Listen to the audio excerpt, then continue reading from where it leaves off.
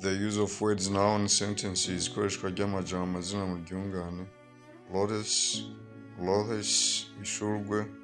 Lotus in Greek mythology is a legendary plant whose fruit induces a dreamy forgetfulness and unwillingness to depart.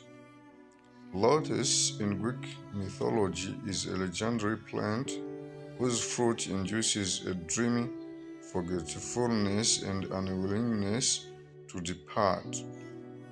Lotus mu migani y'Abagiriki ni igiterwa ivyamwa vyaco bituma umuntu yibagira nko mu ndoto kandi ntashaka kuva ahari.